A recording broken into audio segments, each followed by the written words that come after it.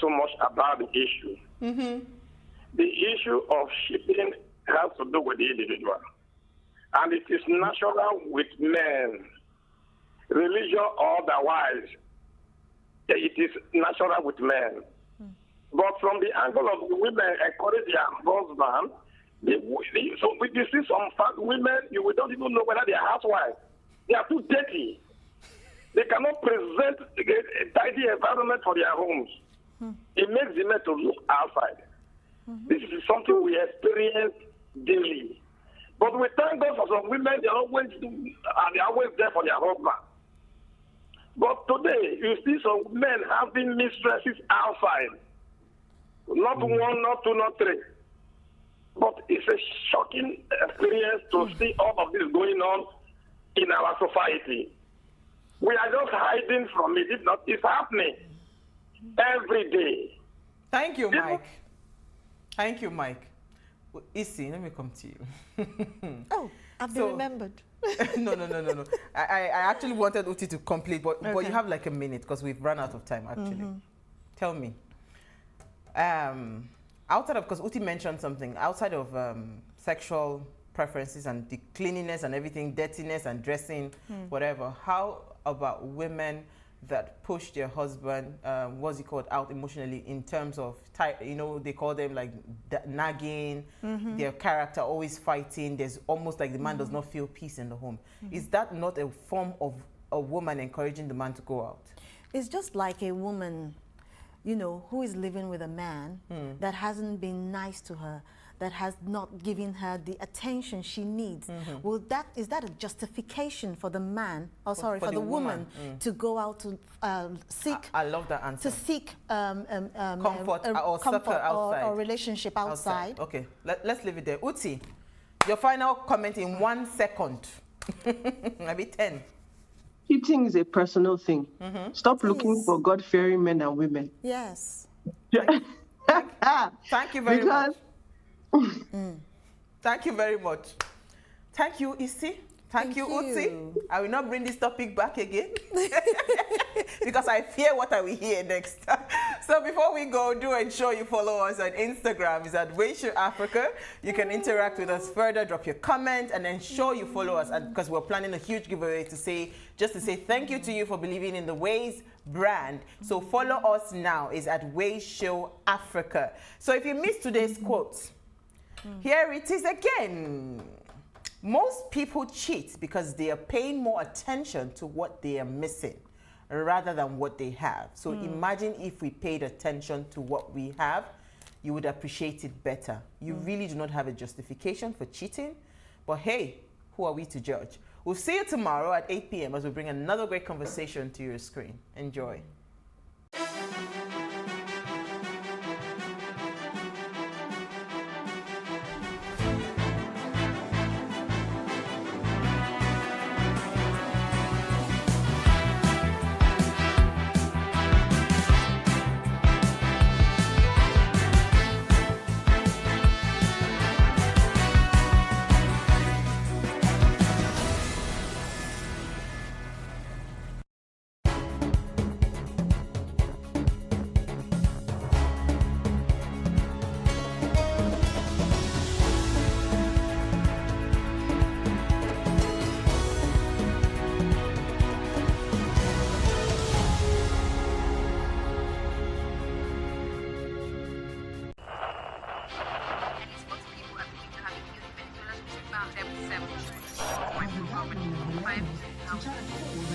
Politics has helped shape the decision of the polity, from conspiracy theories to good old-fashioned comic politics. These are the results of tomorrow's election. Okay, you have it already, Abi. I am not hungry. If I need appointment, all I need to do is to start praising government.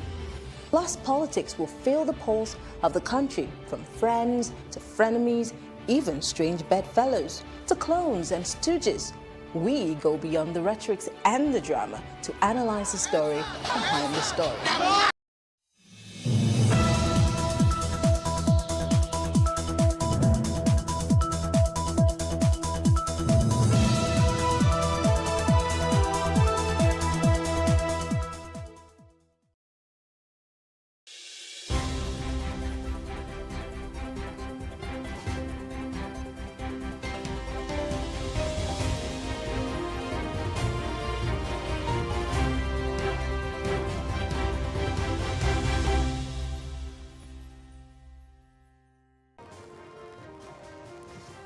Former Vice President Atiku Abubakar and River State Governor Nyesom Wike reconcile, a boost for the opposition PDP at a time of crisis in the ruling party.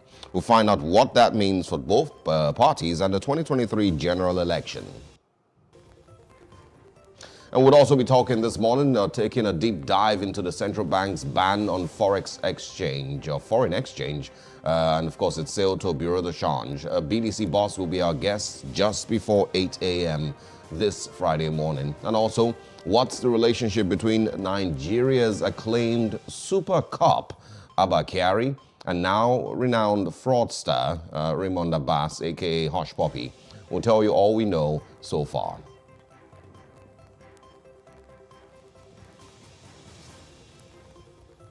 And with that, we say good morning and welcome to Friday morning's edition of The Breakfast here on Plus TV Africa. Thank you for joining us and, of course, for staying with us all through the week. We hope it's going to be a very interesting 2 hours of conversations, and digging deeper into certain issues. I am Osaogie Ogbonwa. You're welcome. The only relationship a fraudster typically has with a senior police officer is that of maybe catch me if you can. But it seems the case is different with Nigeria's super cop, Abba Kyari, and internet sensation Raymond Abbas, also known as Hush Puppy.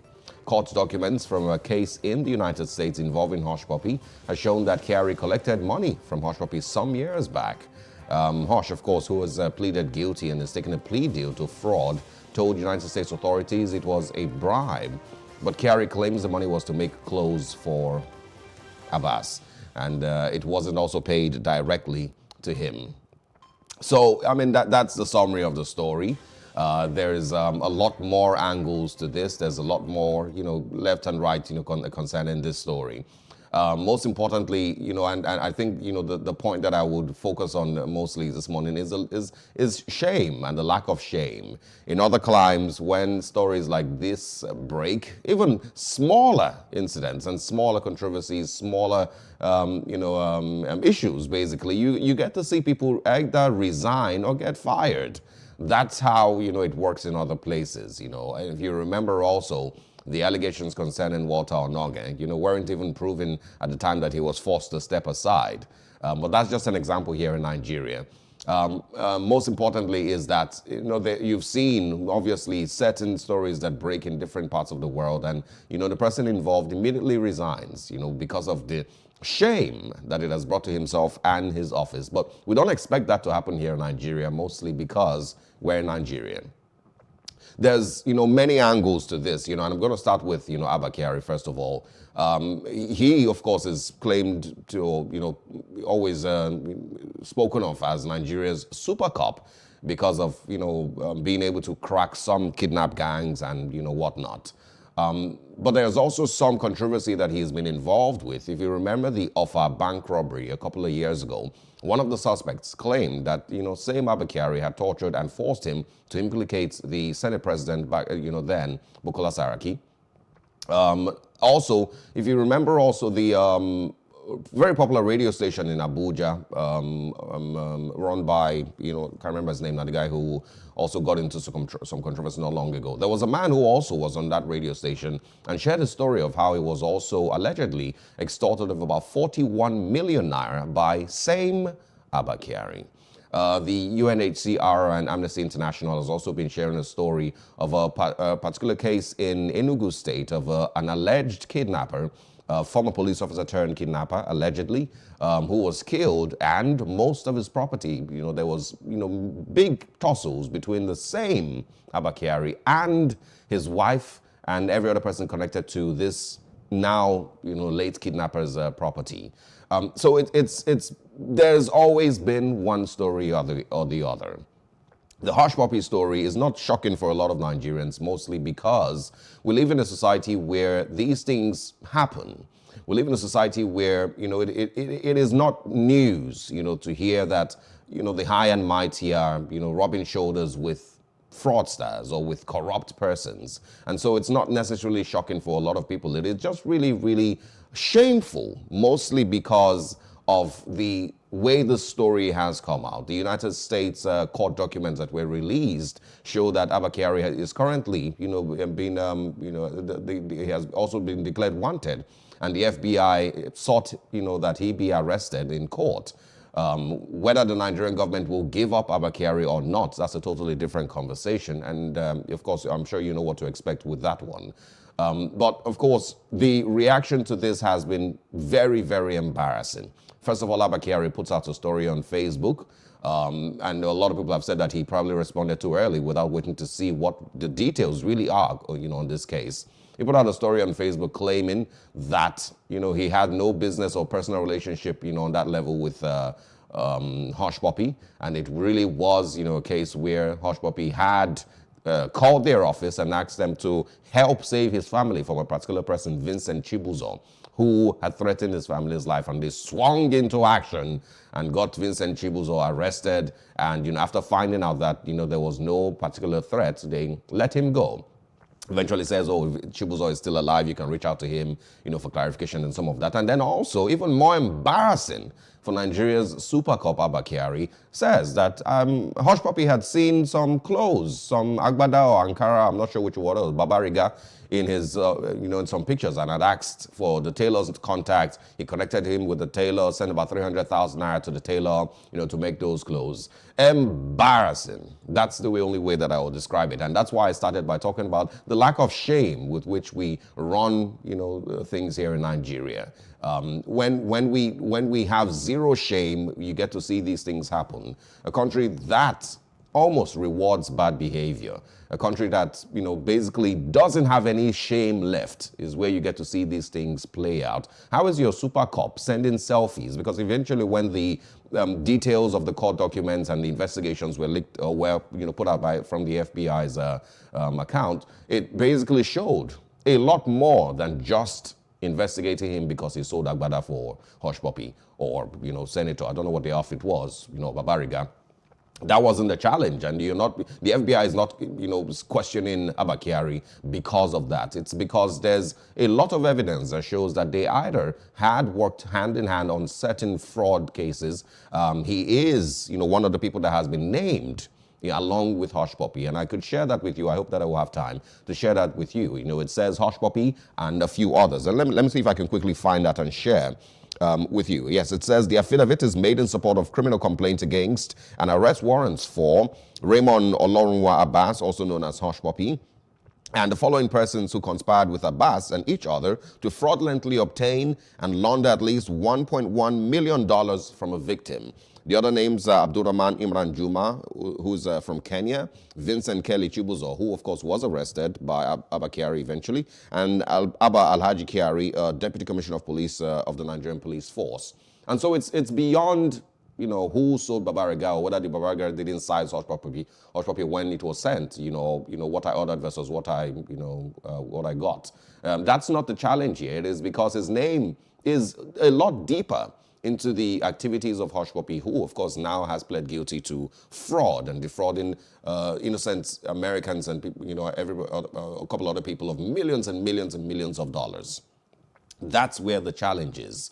The documents also show that Hush Puppy had called Abba Kyari and asked him to arrest Vincent because, according to him, he had taken food out of his mouth, and so he must suffer. He asked that he be arrested. He asked that Abba Kyari helps him arrest Vincent Chibuzo and lock him up for a long, long time, as long as he wants, and take his phones and some of all of that. The documents also show Abba Kyari laughing and saying, oh, yes, bro, I would do that for you. There's a time also that, documents also show that Abba Kyari had visited Dubai, and of course that was living La Vida Loca with Hush Puppy, driving around town and enjoying life.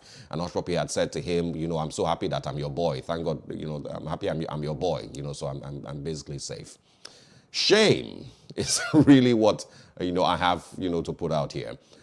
Questions, of course, further questions will be what the Nigerian government will, do about this. The IGP has said that they will, set up a panel to investigate these findings into Abba Kyari and, whatnot. But what would we expect from the Nigerian government, who claims to be fighting corruption, who claims to, be completely against anything, that has to do with corruption? Do we expect that the Nigerian government will take immediate steps to hand Abakiari over to the United States government for further investigation. Nobody expects that to happen. Is that the way things should maybe play out? Maybe, maybe not. But once again, it's because we lack shame.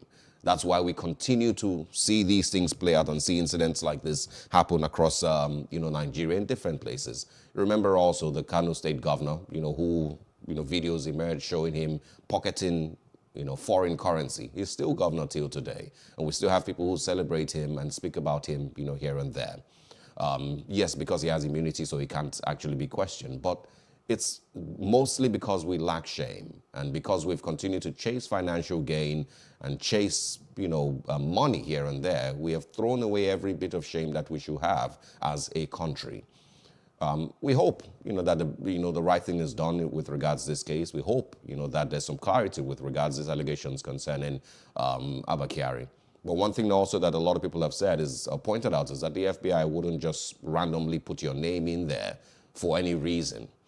There's a lot of people that must have also received funds from Hush Puppy, family members, friends, club owners, associates and the likes, but their names didn't show up. The reason Abakiari's name is on this list and is being questioned here and has been declared wanted in the United States is because there's a lot more involvement that he has with Hush Puppy than meets the eye.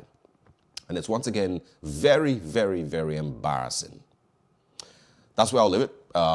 And I hope that, of course, in the next couple of days, we get to see more, hear more, and get some clarity with regards to all of this. We don't want, I forgot to mention, the documents and revelations, concerning the arrest of Chibuzo. Of course, there are points where Abakiari is sending pictures, of the arrested Chibuzo now to Hush Puppy and saying, we have him in our cell now. There's also places where Abakiari, your super cop, is sending selfies and photos of himself to Hush Puppy. Randomly sending pictures of himself to Hush Puppy. Embarrassing. I tell you, really embarrassing. All right, let's move over to something else that we should, maybe be happier about. A 20-year-old by the name Esther Chukwuemeka was celebrated as the youngest graduate of the Nigerian law school. The Nigerian, bar, she of course was called to bar yesterday, I believe. The story, of course, wasn't entirely true. The lady involved has come out to state the fact that she's not actually 20. She truly is a 24-year-old. I don't know if she still is the youngest ever, Nigerian to be called to bar, now that she's 24. But we will celebrate her for, of course, making it at that age. A lot of people, get to that stage a lot later. So this morning we're celebrating, it's a Friday morning, we're celebrating Esther Chukwuemeka. Before the end of the program, hopefully we can share that clip with you, where she, of course, is speaking about her real age, which is not 20, but 24. And those are our top trending stories this morning. We'll take a short break. When we come back, Jide Johnson will be joining us. He's a chief lecturer at Nigerian Institute of Journalism, and he will be joining us to share his thoughts on the major stories making headlines across Nigeria today. Stay with us.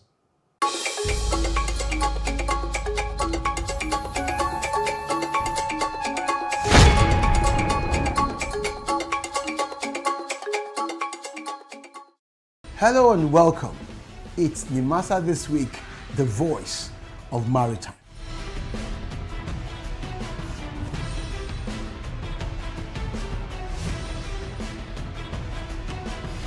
Nimasa This Week is brought to you by the Nigerian Maritime Administration and Safety Agency. Statutorily mandated to ensure that there's regulation and promotion of matters affecting our waters.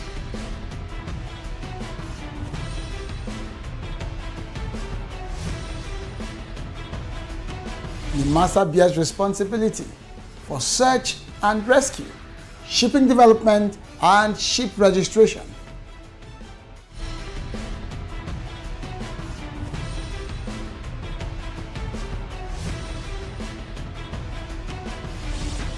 NIMASA This Week, the voice of maritime, showing on this channel.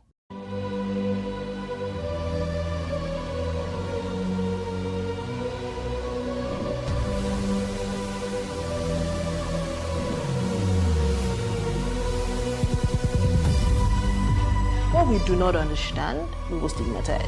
What you can see is the remaining of the tanker that exploded. The suspect equally confessed.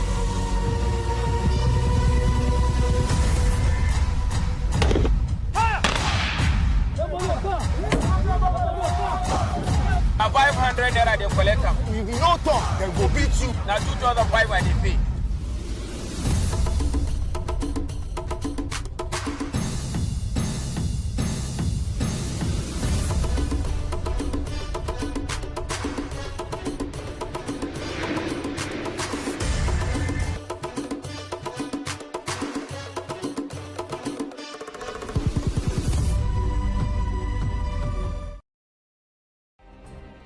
Nigeria's Niger Delta region, from where the black gold fuels Africa's largest economy, where the lines between wealth and poverty has never been thinner. Conflicts, poverty, insecurity, and environmental challenges daily confront the region.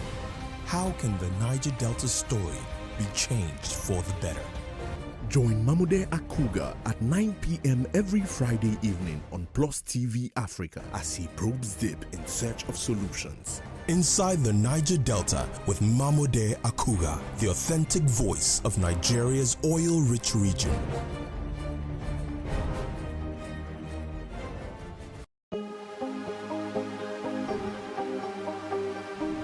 This is it for upcoming artists to blow in Nigeria.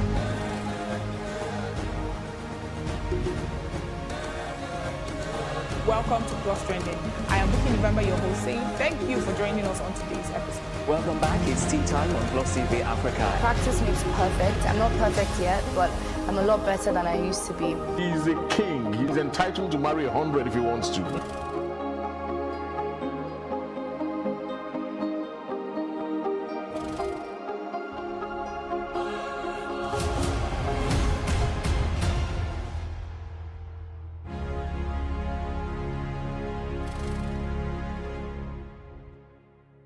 There has to be a decision point. The way your baby's presenting, we have to rush you in. And my partner at the time was like, "You going to cut her? Are you going to cut her? Is it going to leave a scar?" And I said, "What? Am I a belly dancer? What is the problem here?" No, I'm vulnerable about the future of the children, the future of mine and the future of the generation of my children. I want to have nude pictures taken. Of you? Yes, Yeah, but we without had that showing my private parts. I want to put it in my front room. And they said, "You can't do that. People will be embarrassed when they came into your house." I said, "But it's my body and it's my front room." All the things that we do, what is the purpose of it? I just realized that I was more trusting before I was 6. So many women, they just feel like I have to cook for my husband, I have to breastfeed my children, I have to pick them from school. Because I go home and you cry and you stop your career, you can't do anything, then you blame everybody. You took that choice.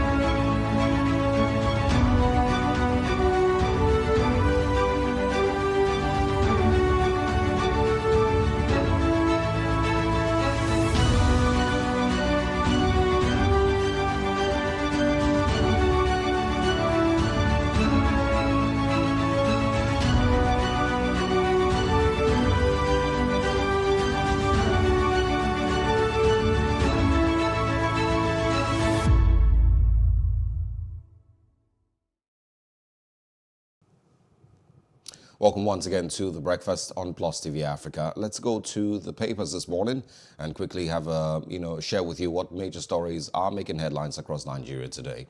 Jide Johnson will be joining us in a bit and getting to share his thoughts. We're starting with the Punch newspapers. Should be on your screen in just a few seconds, as always. Yes, Supreme Court's declaration on Buni. Governors hold emergency meeting today. APC chiefs differ. Congress is to hold.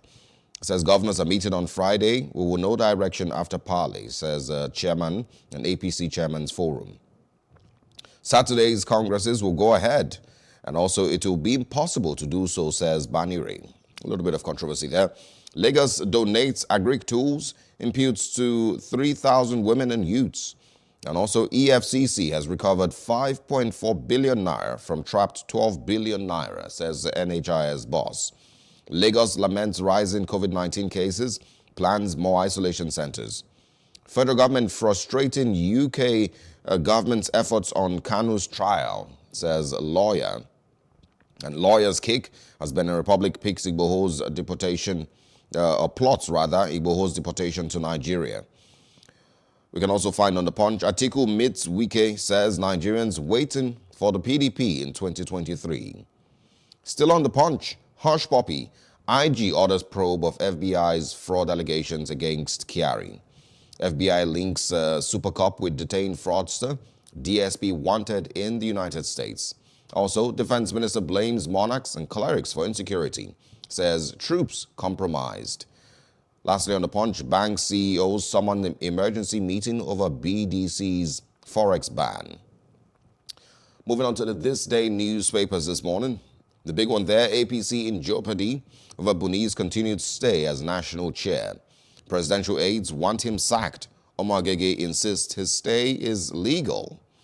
And also this morning, terrorism. Buhari assures British Prime Minister of non-interference with judicial process. Naira strengthens as bank CEOs pledge support for new CBN FX policy. Apex Bank to refund pending licensing fees to BDC promoters, says no going back on ban on the FX sale to BDCs.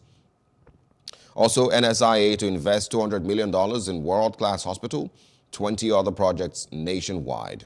Once again on Hush Puppy, IG orders review of FBI's allegation against Kyari. U.S. court orders arrest of top cop, force headquarters rattled by development. And of course, it says, my hands are clean, according to Abba Kyari. And now let's go to the Nation newspapers. Igboho's lawyer, why he will remain in Benin prison. Agitator won't be extradited. And the DSS says we are detaining his 3 associates on court order. CBN directs banks to open dollar point of sale. Popular Lagos monarch Oloto dies at 80. And also this morning, role deepens in APC over Buni. Buhari's advisors, caretaker committee has lost legitimacy. Omar Gege, Akintola and others defend Yobe governor. Still on the Nation, UK, Nigeria, OK judicial trial for terrorism suspects. And also, Buhari will sign petroleum industry bill when transmitted. That's on the Nation this morning. My affair with Hush Puppy, and that is by Abba Kyari. The Inspector General says we are studying FBI order. JAMB Registrar Oloyede's tenure expires. NUC, UBEC CEOs affected. Also, voters ultimatum winners of Akeredolu's victory, says Tinubu. Voters, rather, the ultimate winners of Akeredolu's victory, says Tinubu. Atiku is in the news also saying Nigerians eager to return PDP to power in 2023. And lastly, on the Daily Independent, IGP orders probe of Abba Kyari over Hush Puppy fraud. Kyari says hands are clean after U.S. court ordered his arrest. PDP demands full investigation of reports. Lawyers react. Still on the Daily Independent, 2023, get ready to leave Aso Rock, Atiku tells Buhari and the APC. Troops kill 37 terrorists, arrest 16 informants, rescue 223 livestock. Also, on the Daily Independent, Buhari urges Commonwealth support in tackling insecurity, pledges non-interference in terrorism trials. Robbers attack bullion van in Ondo again, shoot 3 cops. Only technology can guarantee credible electoral process, says INEC. And also will respond to genuine demand for Forex, says bank CEOs. Insecurity, implement 2014 Confab report now, delegates tell Buhari. I think we'll take a pause there and say good morning to Jide Johnson, Chief Lecturer at Nigerian Institute of Journalism. Thank you for joining us this morning, sir. Good morning and good morning to our viewers all over the world. Thank God it's Friday. Hopefully we have time to rest over the weekend. Absolutely. There's so many very interesting stories from Forex to Abba Kyari to, of course, the APC Congress. But the big one, of course, that has made all the headlines is the Super Cop, Abba Kyari, and the allegations that have been made against him by the FBI and, of course, his arrest warrant in the United States for allegedly, getting involved with Hush Puppy and a lot more. Let's start with that, Jide Johnson. What are your thoughts? They said that the IGP set up a committee to investigate every allegation. That, I think, is the headline in one of the newspapers the way it was crafted. For FBI to have gone to court to make such allegations and demand before the presentation before the court, and the court granting the order of FBI to seek the arrest of Abba Kyari and others. It's not only Abba Kyari, but I think about 5 others in connection with Hush Puppy crime, allegedly crime, financial crime. It should be a cause of concern for the Nigerian police as a body, the entire image of the Nigerian police as an institution, and the country Nigeria, as well as the character in this allegation. It is not like Nigeria, whereby you have presentation before when we have media trial before the actual trial commences. You have not seen Hush Puppy being presented before the media by the American law enforcement officers. So this guy stole money. They've not done that. What they did is to carry out their investigation. After their investigation, they took the matter to the courts, and for the courts to grant them orders to do whatever they want to do. Well, I think the IGP is saying that they want to investigate what FBI has investigated. What tool or resources does Nigerian, I'm sure even the New York Police Department has more resources, more intelligence gathering methods and techniques as a whole than even the Nigerian police. The best bet the IG should have done is to have suspended the character involved, because if it's, let's reverse the case, let's assume that it's another Nigerian that is accused and is being accused by FBI and whatever, the Nigerian police will have arrested that person, and they will have arrested, they will not even wait for any investigation or whatever. They will have arrested that person, and that person will have faced media trial even before he faced the actual trial in court. I think what the IGP should do is to ask the guy to proceed on administrative leave while he's carrying out his investigation concerning the matter. The FBI will not come out publicly before the court to require his arrest. And if you are very, very conversant, it's just that conversant with what happened in Nigeria. I asked this question: what is the salary of this character in question? That he said the guy saw, Hush Puppy saw his native on social media, and he asked him to help him sew 200,000 worth of clothes from he himself. Where does he get the money to sew 200,000 clothes? What's the salary? What's the salary at that particular point in time for him to sew 200,000 worth of clothes? That is, he's a liaison officer between East Taylor and Hush Puppy. And don't also forget, we saw this character romancing with the people in the popular culture industry, entertainment, movies, and the rest of it. So he should be asked to proceed on administrative leave. The Nigerian police want to save his image and to work in line with that purpose. And if you are conversant with what happened in the larger society, who are those? If you are a lecturer, or you work in the university system, or you work in polytechnics or monotechnics, is the issue of Yahoo boys is a prevalent thing in every institution, except you want to play to the gallery or play the street. You see students being guarded by military men. You see students being guarded by police. We all see this. It's police. The moment someone asks little money, he asks for police escort and the rest of it. But there's a critical element of what he said. The use of state institution to pursue personal and private agenda. That's a critical, let's forget about our backyard. But the use of state institution and resources and personnel to prosecute personal agenda is a critical aspect that most people are not paying attention to, because this guy was paid allegedly to ensure that his rival was jailed, and we have seen situations whereby you have gone to parties whereby the police escort of a private citizen will beat up people, or we even beat up security, we even beat up the bouncers or the local security people you provided because they escorted, that's the term, because that's the term they use, because they are criminal.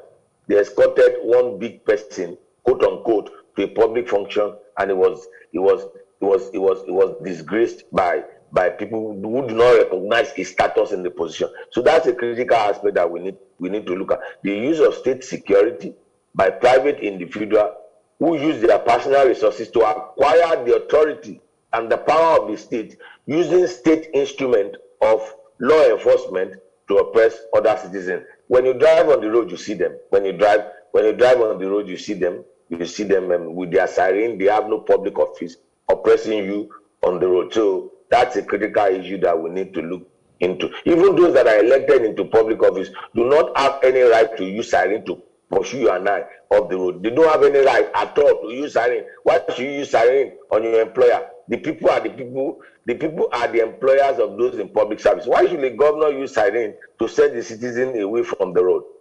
And that's absolute nonsense. And those are some of the issues we begin to look at when we begin to move forward, that we take before the National Assembly. If you're a public officer, if there is traffic, we should all go through that traffic. You don't use your siren. Your police or military men don't jump out of your car and clear the road for you and leave every one of us in a mess. We must go through the mess you have created. Let me stop on that particular story. All right, let's move to another story. I think I'm going to stay also with the Daily Independent. It's on 2023. Atiku Abubakar telling the current administration and party, get ready to leave Aso Rock in 2023. Atiku tells Buhari and the APC. Of course, there was stories of reconciliation between himself and Nyesom Wike. The interesting thing, I'm in Rivers State presently. The interesting thing is, let's look at the story from a reverse angle. Tells to leave in 2023. Are they not interested in leaving in 2023? Those are the implications you look from reverse angle from the story. Are we even sure there will be election in 2023? Are we even sure Atiku will run on the platform of PDP and not on the platform of another party? Because since 2007, Atiku has floated his presidential ambition at different parties, at different forum. Even so, let's wait concerning that, and let's tie the story to the APC story that says there is confusion or rule over Buni's continued headship of the APC. We have said it is an illegality. It's just that the Supreme Court was not as bold as it was in 2019. Otherwise, the election of Ondo State will have been thrown out, and PDP will have been declared the winner of that election, because you don't build something on nothing. And what you have with respect to what APC is doing is illegality, and I've said it over time. You don't need rocket science to understand the absurdity and the illegality and the impunity with which our political class display their authority and power and do as if nobody can hold them accountable. And that's the responsibility of the media according to Section 22 of 1999 Constitution, Section 36 of 1999 Constitution as amended, and the role of the judiciary with respect to interpreting the law and ensuring that everybody comply with. How can you have a caretaker arrangement in a political party in a political party that is a ruling party, that is having a system and a structure that contravenes the constitution of that party. Buni is an elected governor. There's a particular saying: a dog cannot be too smart to guard two houses. How can you be a governor and at the same time you manage a national party? A national party. How can you successfully? And the constitution of the party frowns at that. And APC has perpetuated that illegality. Perpetuated that illegality for close to 1 year. What does it cost them for them when the national chairman resigned? What does it cost them for them to ask the deputy national chairman to superintend the party until they have their congresses? But that national congress was dissolved by fiat. And then Buni's caretaker committee was instituted with governors picked from each of the geopolitical zones to form the caretaker committee. And then you will have thought that within 3 months, APC will have put his house in order. 3 months went. After 6 months, his tenure was extended. They are meant to start their congresses tomorrow. How are you sure that at the end of the day, based on the Supreme Court judgment on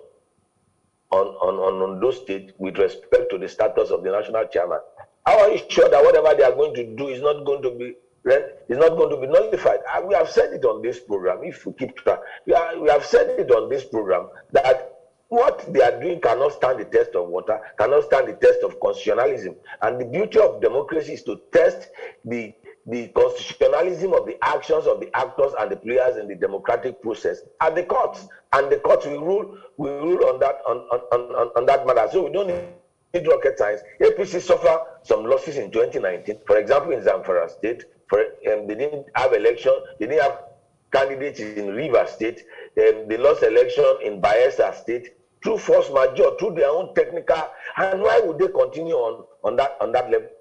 Finally, I'll say this: any party that does not have respect for its constitution,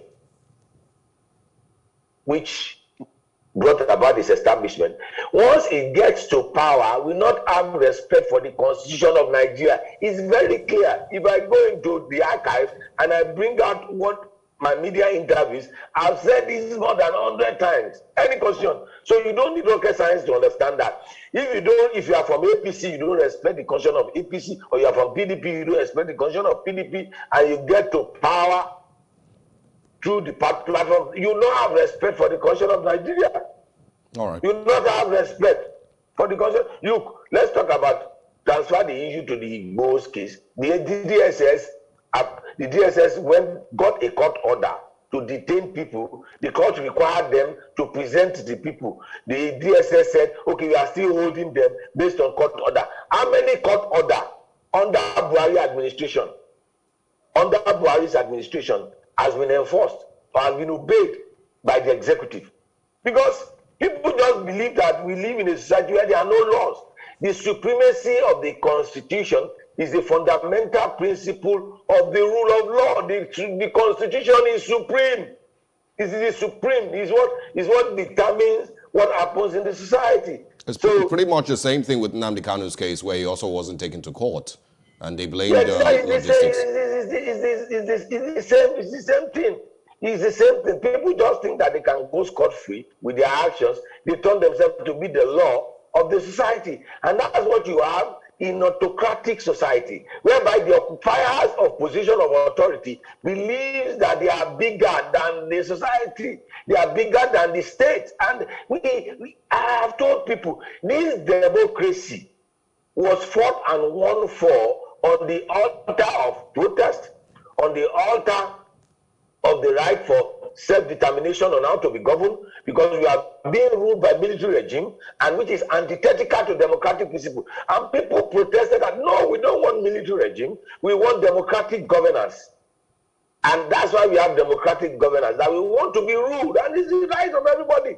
And for people to think that today, because they occupy position of authority, they are larger than the state. They are deceiving themselves. It's just a matter of time. Anyone in position of authority that thinks that, oh, he will be there forever, is just deceiving himself. Nnamdi Kanu's case Why can't you bring him to court? You arrested somebody, bring him to court. You know, like we said when we reviewed the matter, once the case is brought to court and is reviewed in court, I tell you, it's no longer in the hand of the DSS. Then it's no longer in the hand, it has gotten to the hand. Once a judge makes pronouncement, for example, El Zaki and his wife was released in the course of this week. The court said the federal government had no case after 5 years of detention.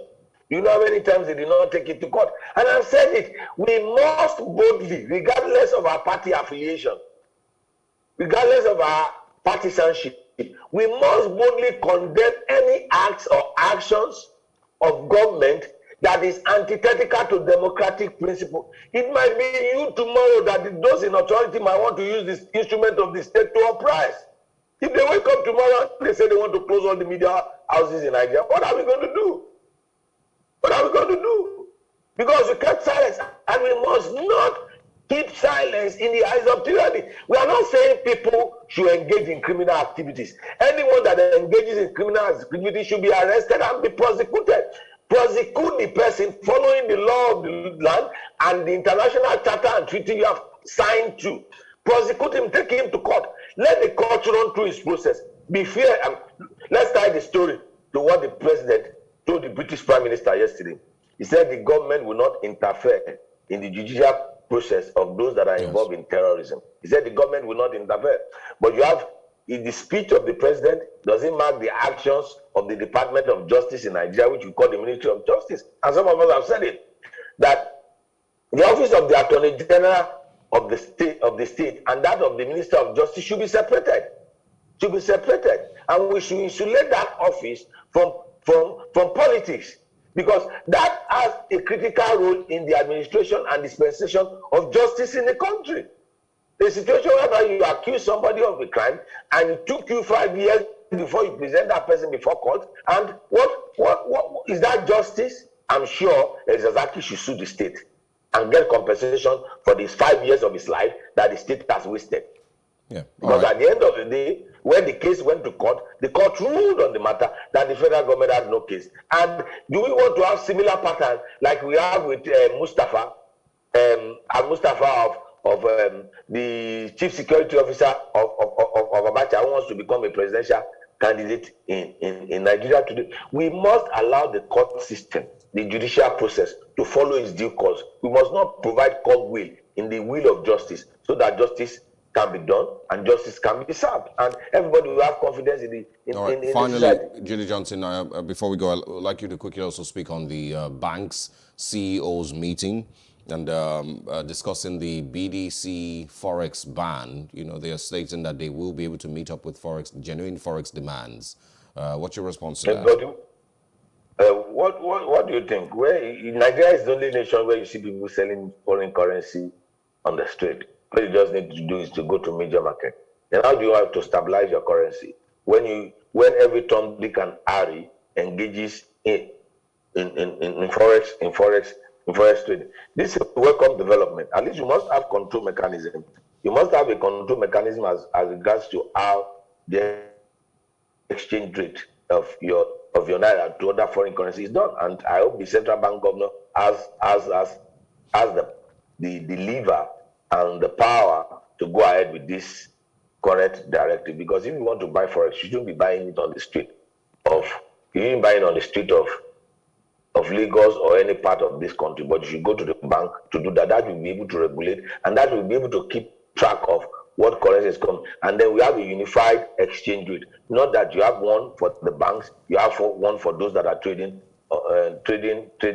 outside of the formal banking sector. It's a welcome development. If you are able to do that, I can assure you that our currency will stabilize. Go to any part of West Africa or any part of the world and see me where people will just walk up to you in open spaces and tell you, come and buy. The police will arrest such people, and then they will go to jail. If you're able to do that, Naira will stabilize.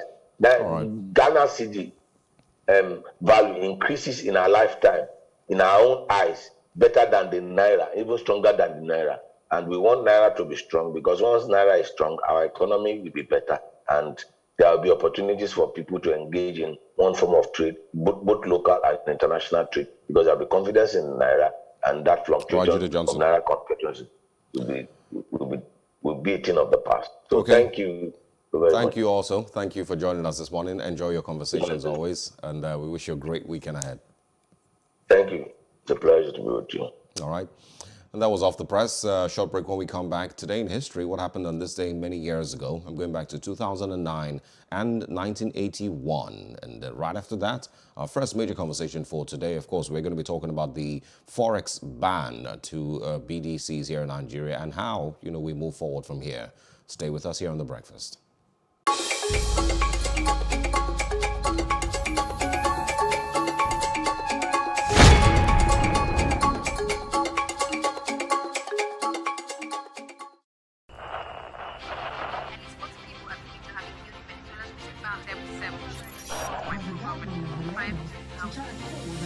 Politics has helped shape the decision of the polity, from conspiracy theories to good old-fashioned comic politics. These are the result of tomorrow's election. Okay, you have it already, Abi. I am not hungry. If I need appointment, all I need to do is to start praising government.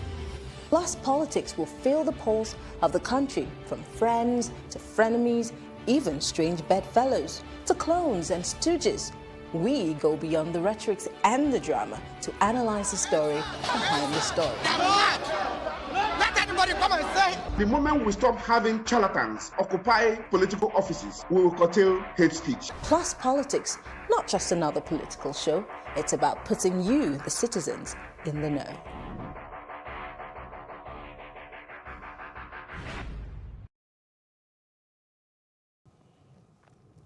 Welcome back. And now back in history. On this day, July 30th, many years ago, I'll start with 2009 here in Nigeria, where Nigerian forces stormed an Islamist mosque and killed more than 100 Islamist militants. This happened in Maiduguri, and troops were on a door-to-door hunt for Islamist militants after government forces stormed the base of a self-styled Taliban leader and killed him and more than 100 rebels in an attempt to crush an uprising that, was, just starting at that time. A local rights group accused security forces of killing unarmed captives alleged to be members of the radical Boko Haram, seeking to overthrow the government. The army insisted that it had used just minimal force, arguing that the alleged sect members were armed with machine guns and rocket-propelled grenades. At that time, about 5,000 people had, reportedly fled the city. The militants, of course, armed with hunting rifles, were definitely no match to government forces and their arms. The violence eventually spread to other states, mainly Muslim northern states in Nigeria. And, of course, we know where we are today, many, many years after 2009, still dealing with the same thing. Yesterday, we shared on the news that the United States had blocked an arms sale to Nigeria, more than $700 million arms sale to Nigeria because of human rights abuses. That's what was cited as the reason for blocking that arms sale. Also, during former President Goodluck Jonathan's time, there was also a similar blockage of arms sale to Nigeria because of, same human rights abuses and, use of force against unarmed civilians. So this really, brings back that conversation with regards, what really are the, there's a term for it, can't remember the military term for it, rules of engagement. Yes, that's what it is. The rules of engagement, that the Nigerian security agencies always, put into play when they go about these raids. Is it logical to hear that more than 100 Islamist militants were killed on this day, from, door-to-door raids where they are armed? And in this encounter, was any of the Nigerian military or security forces or agents killed? If you claim that they were armed and dangerous and they had machine guns and rocket-propelled grenades, did anybody, on the Nigerian side suffer casualties, or were there just, killings left and right? This also, of course, is one of the reasons that I believe that's one of the reasons or one of the factors behind the growth and the expansion of the Boko Haram and, of course, what we have today. The high-handedness, the extrajudicial killings in some aspects of these, militants and Islamist fighters in northern Nigeria. I'm sure that there could have been a better way to handle this back then in 2009. I'm sure, that the named leader of Boko Haram back then, shouldn't have been killed extrajudicially, according to what the reports say. I'm sure that there had to be some other way that this could have been handled. Yesterday, I also spoke about the Shiites in 2015, when the Nigerian army, of course, stormed that area in Zaria that led to, according to official government figures, 347 Nigerian lives lost on that day. Well, they were all tagged IMN members, and, they had touched the chest of a general, or they had blocked the passage of a general in the army, and that's what, led to their death. But, I would always say, that no, country should act this way. And there's no way also logically that 347 fighters or 347 Nigerians would just be killed and we just move on as a country. Same way 100 plus Islamist militants cannot just be killed on one day and we just move on as a country. But let's move on now to something different. In 1981 in Poland, and this was, a day that there was a massive, massive protest of about 50,000 Polish women and children. The numbers, in this demonstrations were mostly women and children. It took place on this day in 1981 amid a widespread economic crisis and food shortages. Thousands of Polish people, mainly women and children, took part in several hunger demonstrations. The protests were mainly peaceful, without rioting, and the biggest one took place on this day in Poland. The situation was very serious and was serious enough that it prompted Adam Michnik to write, "Poland faces hunger uprisings." The first hunger demonstration took place on the 25th of July, also in 1981, but the biggest one took place on this day, also in 1981. Some estimates claim that there were more than 50,000 participants in that protest, and it had been estimated between 30,000 and 50,000 actually marched on the streets on this day in Poland. Very interesting to see these numbers, but that, I believe, is, one of the signs that you see in a society that truly has, democracy. A country that truly respects the right to protest, a country that truly understands that, protesting is not necessarily, a way to overthrow government. It's really, a way of people expressing their anger or expressing their frustration with government or with government policies. And I hope that Nigeria gets there someday and understands that, when people decide that they want to come out in protest of a certain government policy, they don't necessarily need to be attacked by Nigerian police, officers. They also don't need to see a counter protest 2 days later, claiming otherwise and, making everything turn violent. But on this day, once again, in Poland, 50,000 people, mainly women and children, came out in protest of food shortages and government policies. That's today in history, 1981 and 2009. Now let's take a short break and move into our first major discussion for today, and that is on the CBN's ban on Forex to bureau de change. How does that impact, Nigeria's economy, and what really will be the, far-reaching impact of this policy here in Nigeria? We're going to be speaking with Ayodele Balogun, who's a foreign exchange trader. Comes up right next on The Breakfast.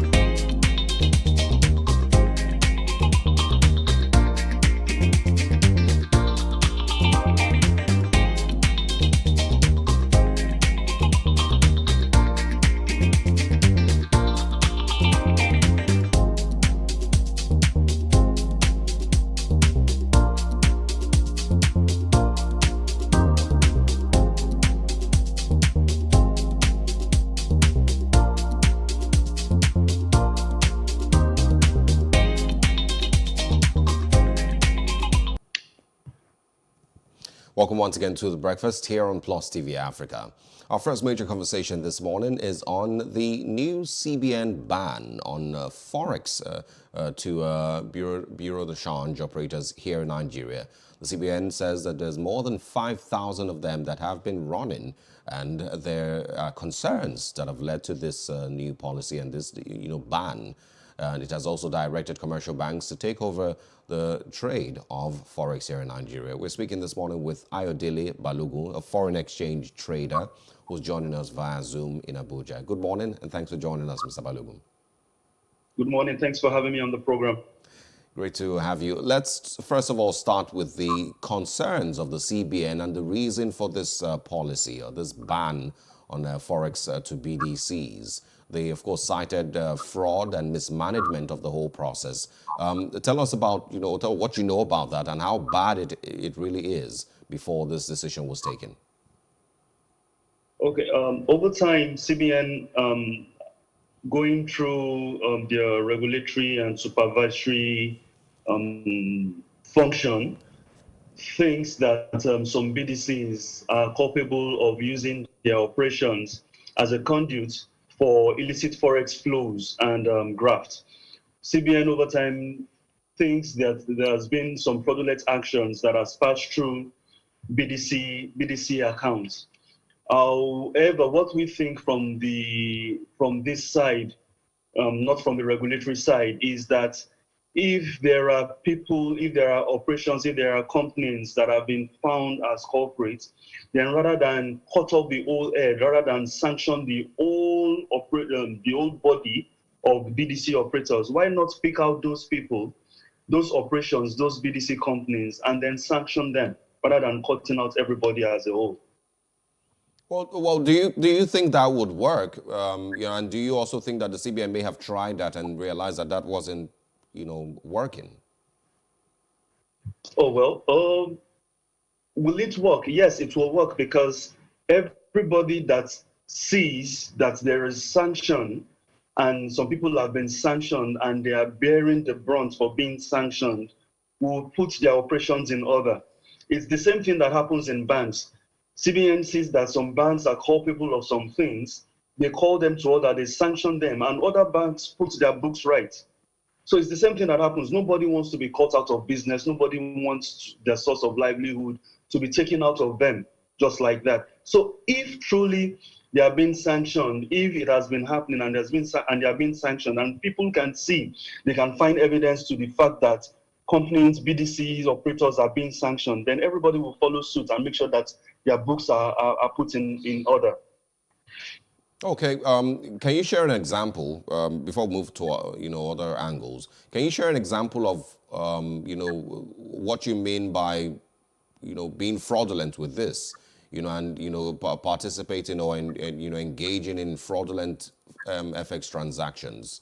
There is, I believe, a maximum limit of trading that a BDC can involve in daily. Are you saying that there are some of them that were going way higher than, what the limit was? Okay, so based on the guidelines from CBN, BDCs are supposed to, from the funds that they get from CBN, the funds that BDCs get from CBN, you're supposed to use the funds for PTAs, for business travel allowance, BTA, for medical fees, for school tuition. You're not supposed to go above a limit of $4,000 for personal travel allowance and $5,000 for business travel allowance. That is what that money is meant for. Ordinarily, if you're to do a transaction outside of the funds that is coming from CBN, you're not supposed to do anything more than $10,000 per transaction. That is what the BDC operation. So you can have like 5 different people come to you in a day, but you're not supposed to go above those limits in dealing with them. Otherwise, the transactions become suspicious and they are thrown open for investigation by the body, by CBN. So exactly what CBN wants is BDCs should abide by those rules. There are some people that have been caught. There are some organizations that they think are doing things that are outside of that, but you find them and then you put them in order.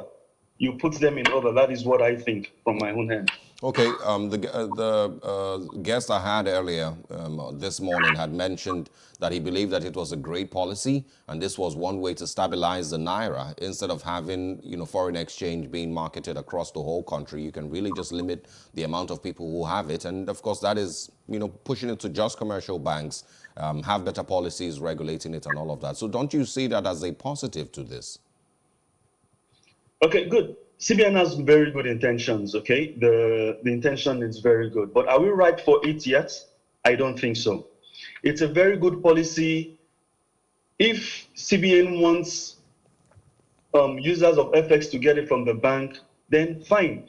However, are we ripe for it yet as a country? No, I don't think so. If I might state, the current solution that CBN is given right now still looks very short-term in nature. Okay, we have not addressed the issue of supply as it were yet, because I think that is where the problem is. The supply into the country, you see that over time, CBN has brought in so many policies to encourage people to inflow forex down into the country. And that is the issue we need to address for now. The Nigeria is not generating enough revenue at the moment to take care of its own expenses. And you will see every day, for example, the foreign direct investment recently was said to have reduced by about $1 million. That is extra $1 million that would have come into the economy and would have gone in circulation for what we need to do. If you can give me a little bit of time to expatiate a little bit on this, we will see that there is reduced income from crude oil. CBN has tried in so many ways to encourage remittances of FX into the country with laudable policies, which some of them have been good, some of them have encouraged inflows of FX, but still it is not enough. Nigeria as a country is still a net importer. We do more of imports than exports in the country, ranging from raw materials to finished goods. The question then arises, as a government, are we exporting enough? Are we encouraging our local manufacturers? Are we encouraging our local companies to export out of the country? What is the quality of goods that we're exporting out of the country? Is it our goods that we're exporting out of the country, can they stand side by side with other similar goods out there outside Nigeria? Have we created an enabling environment enough to favor the production of such goods? Those are things that we can do to encourage inflow of FX into the country.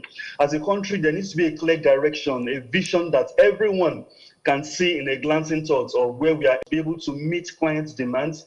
Those are questions that we still need to ask ourselves. If you look at other countries, for example, when the governor was talking about it is only in Nigeria that they release FX to BDCs. You look at other countries, for example, BDCs don't even need to rely on the government. And we ask ourselves what those other countries are doing for BDCs not to rely on the government. Are we doing it here? In other climes, the major source of FX comes through tourism. Look at Maldives, look at Seychelles, look at Dubai, look at even London, Heathrow. The volume of people that enter into the Heathrow airport on a daily basis is enough to generate FX. If you have about 4 million people coming into this country every day with $4,000 each, you can imagine how much that will be on a daily basis, amounting into inflow of forex coming into the country. Those are things we need to do. We are looking at the tourism atmosphere in Nigeria and we are saying, have we done enough? Have we done enough? In terms of exporting other goods outside the country, have we done enough? Then one good thing that I also like to state here is this. I think CBN has not realized, the issue here is about supervision and monitoring and regulating the BDC activities. Has CBN realized enough the power that lies within technology to really curtail and do this thing very well?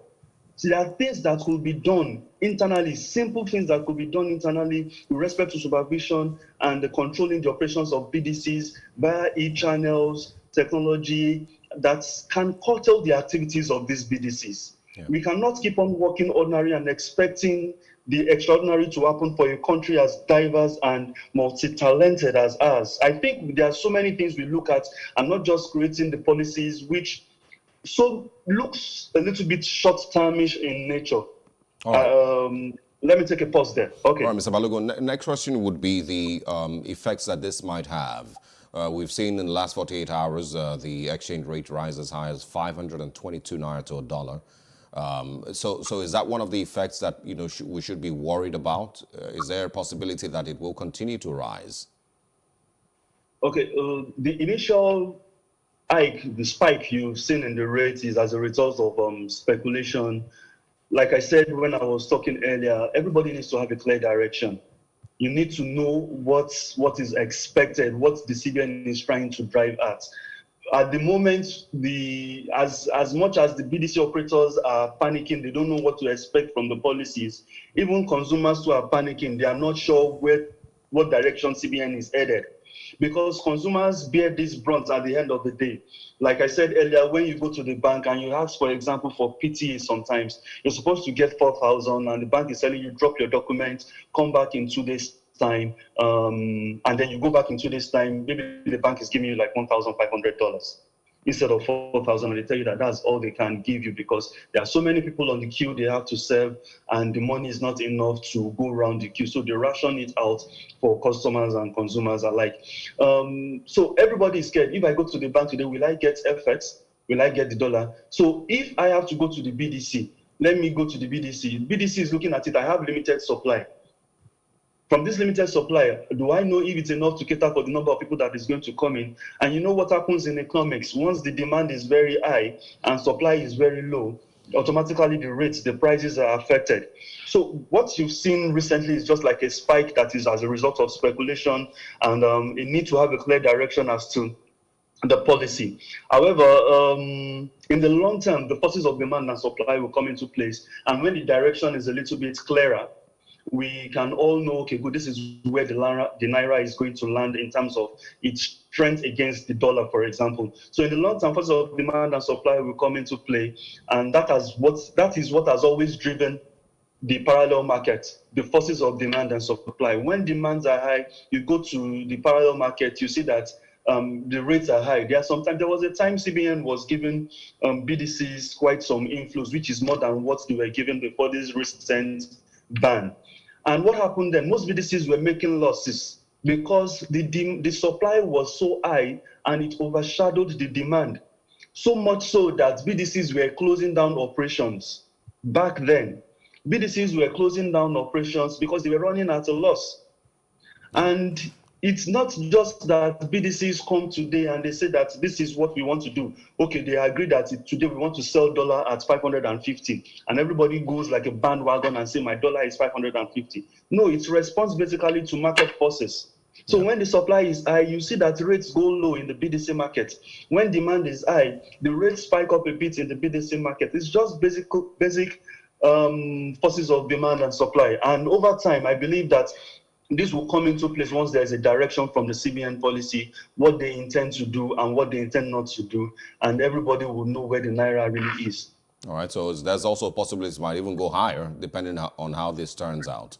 So let me give you an example. Sorry, I hope I still have enough time to talk about this. Yeah, sometime in 20...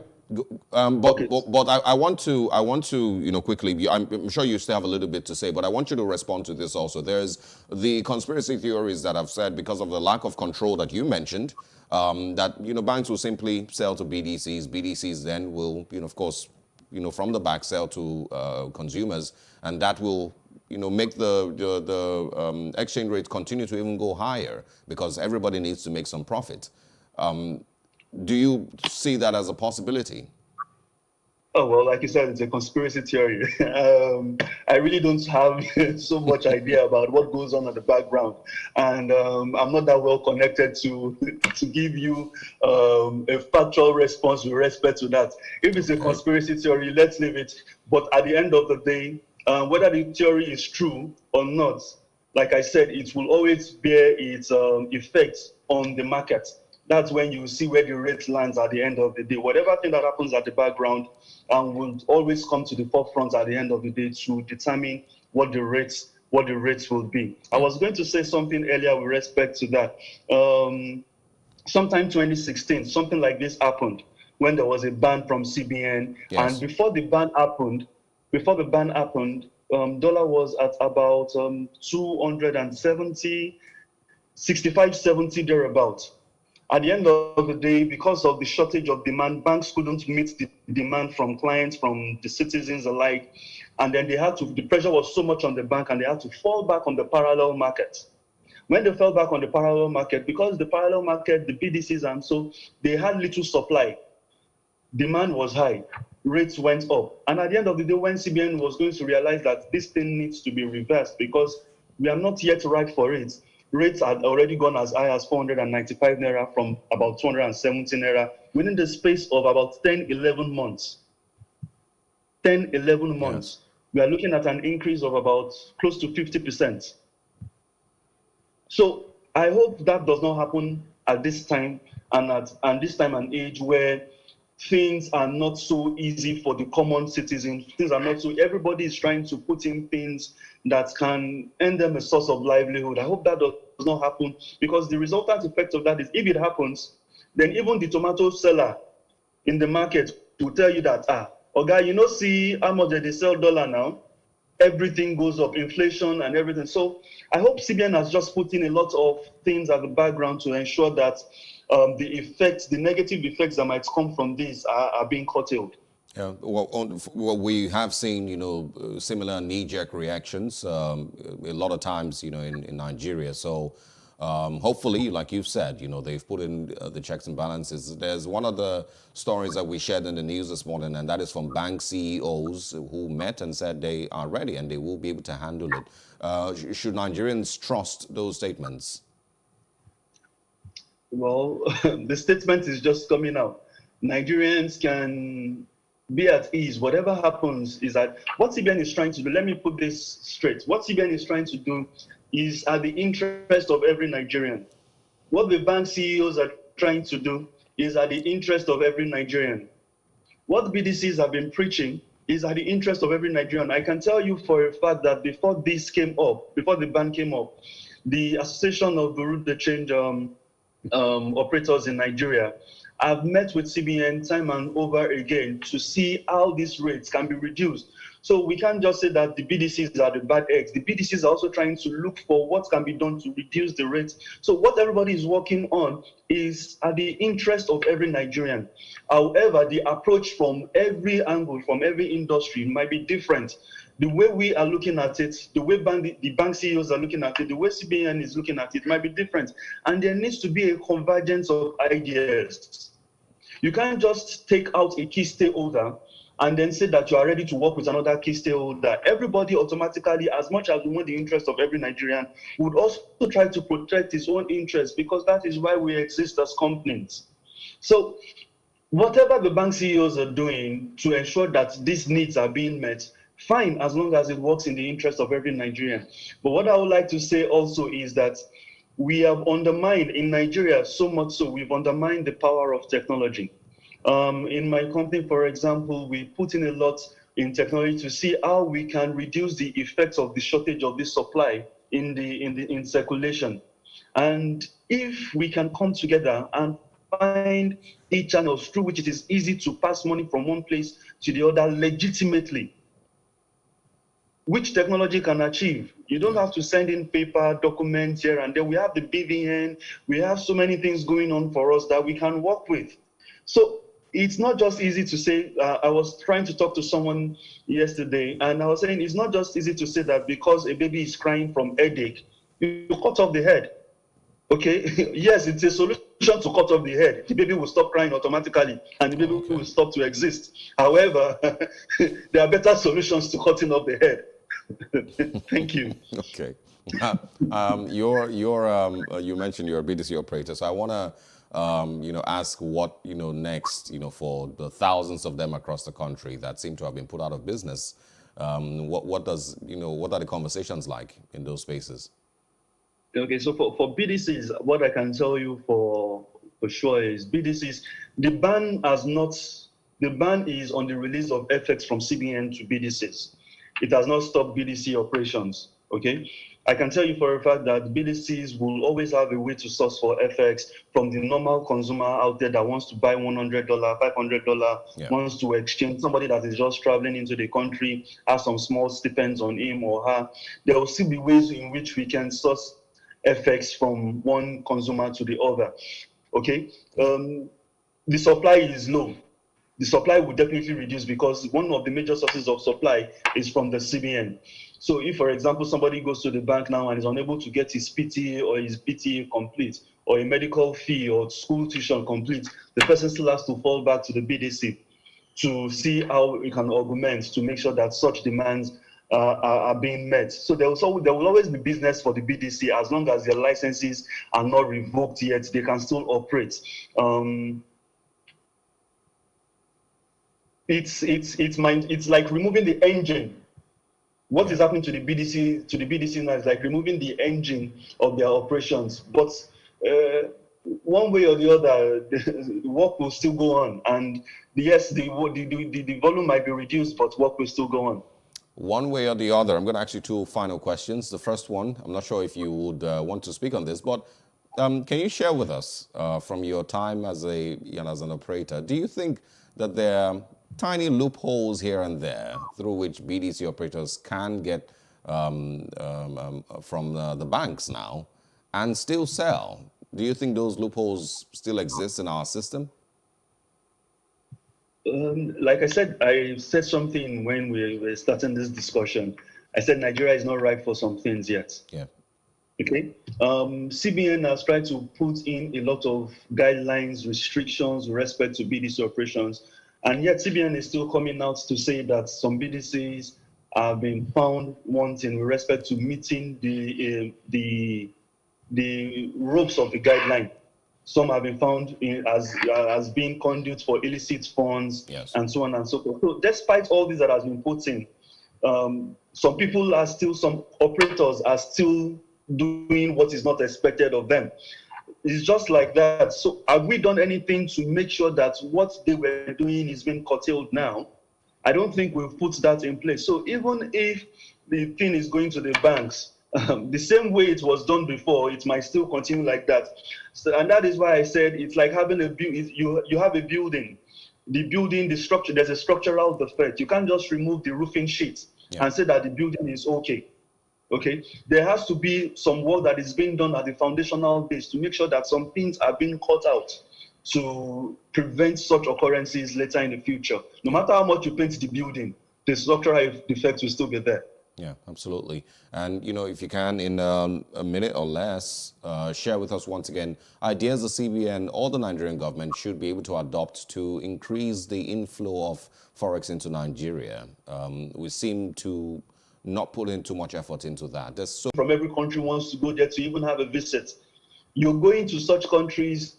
Most people, if you're going with your family, $4,000 is not even enough for you to go with your family. By the time you look at hotel expenses, you go there, you don't want to spend 3 days. You're looking at spending about a week or close to 2 weeks. Hotel expenses, accommodation, feeding. You have to go to tourist attraction centers. You have to pay to be able to use any of the facilities. You look at it and then you find out that people don't even just go to one country nowadays. So you see somebody, for example, going to a country like Singapore, and then you go to Dubai first in transit. You spend a few days in Dubai transit before you go to Singapore. You spend some days in Singapore, and then on your way back, maybe you're coming through another country like tourism is one area we need to look at. The government needs to be able to designate some places in Nigeria, some states in Nigeria, some key areas in Nigeria that would be good for tourist attraction. That is number one. Number two, what goods are we manufacturing out there? We have the crude oil. Apart from the crude oil, what else is Nigeria known for in the global space for exports that can stand out? You see, there was a time the government was curtailing the importation of things as small as toothpick. Yes. If there's a country that is producing that toothpick and is sending it towards Nigeria, but I can tell you for sure that even the toothpick we produce in Nigeria today is not of the standard and quality of the toothpick that we're importing. So if we export our own toothpick, is there any country that is willing to buy from us? We need to look at the quality of the goods that we produce there. So there are so many areas we can look at and say that Nigeria needs to do better as a country. Okay. Like I said earlier, there's a place for ambitioning. We need to ambition ourselves and let it run through the mind of every citizen, that at a glance, I can say that this is what Nigeria stands for and this is where Nigeria is headed towards. All right. Ayodele Balogun, thank you so much for your time this morning. interesting conversation, and we look forward to speaking with you again. I hope I've not spoken too much. Thank you. Thanks for joining us. All right, stay with us here on The Breakfast. We're now going to be speaking with Ibrahim Oshinowo. He's a risk management expert, and Ose Aneni. They're joining us next to speak on the reconciliation between Atiku Abubakar and Nyesom Wike and what this means for the strength of the PDP as an opposition party and, of course, for 2023. That comes up right next after the short break.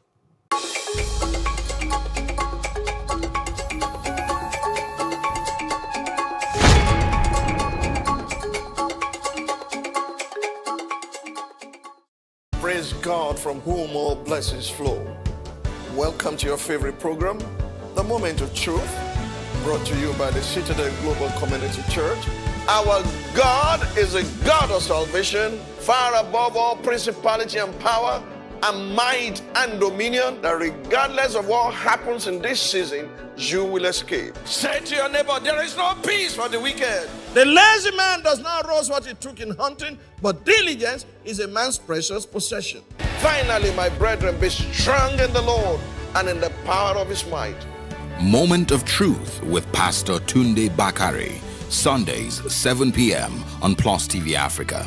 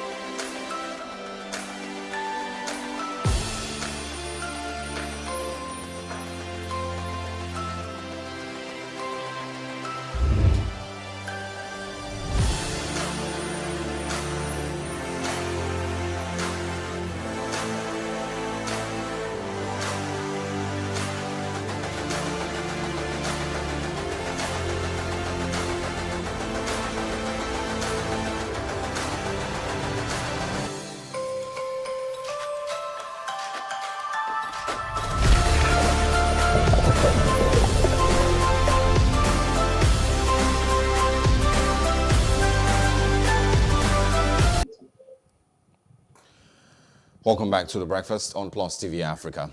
Next conversation this morning is going to the, of course, reconciliation between Atiku Abubakar and Nyesom Wike.